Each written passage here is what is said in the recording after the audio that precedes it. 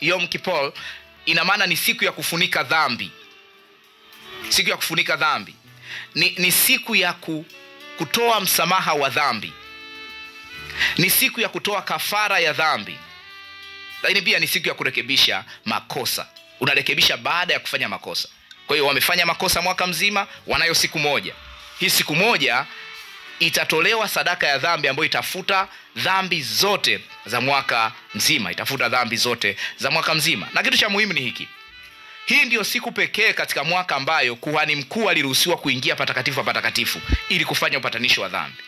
Katika ile hekalu la Musa, ile patakatifu patakatifu, kuhani mkuu aliingia siku moja katika mwaka.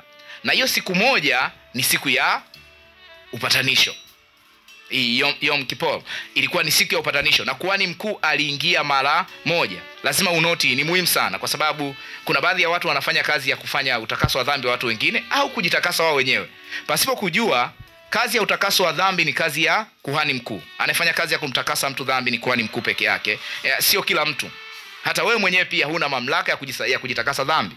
Kwa nini? Anayempatanisha Mungu na mwanadamu ni kuhani mkuu. Na kwa advantage tulionayo katika nyakati zetu hizi, kuhani mkuu ni Yesu Kristo. Kwa hiyo unapotenda dhambi upasi kujitakasa, upasi kujipatanisha na Mungu. Kwa nini? Kilichokupatanisha na Mungu ni kazi ya kuhani mkuu, na aliingia mara moja patakatifu patakatifu. Mara moja tu kwa mwaka. Kwa hiyo hii mara moja ndio hiyo Yom Kippur.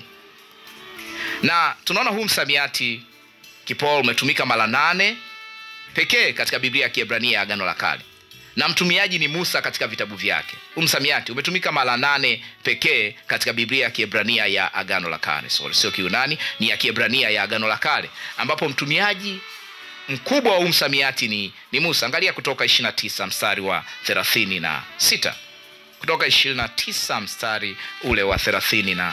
Nataka tutazame huu msamiati Kippur ili utakapokutana na watu ambao wapo kwenye dini ya Kiyahudi, wanapozungumzia siku ya upatanisho, wanaiadhimisha mpaka siku ya leo, uweze kutambua wameitoa wapi. Lakini uwasaidie kwamba hii siku ilikuwa ni picha ya kile Kristo atakachokifanya, na hii siku Kristo alipofufuka kutoka katika wafu, matumizi ya hii siku ya utakaso au siku ya upatanisho kwa mwaka yalikoma.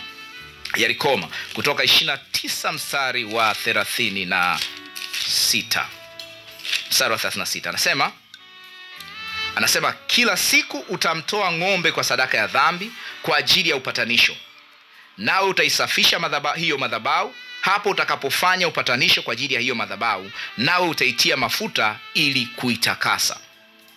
Kila siku utamtoa ng'ombe sadaka ya dhambi kwa ajili ya upatanisho. Kwa sadaka ya dhambi ni kwa ajili ya upatanisho. Ni kwa ajili ya upatanisho ambao tunazungumzia kuhusu kufunika dhambi. Damu ilikuwa inafunika dhambi kiasi kwamba hawa watu walikuwa wanaonekana kama hawajatenda dhambi.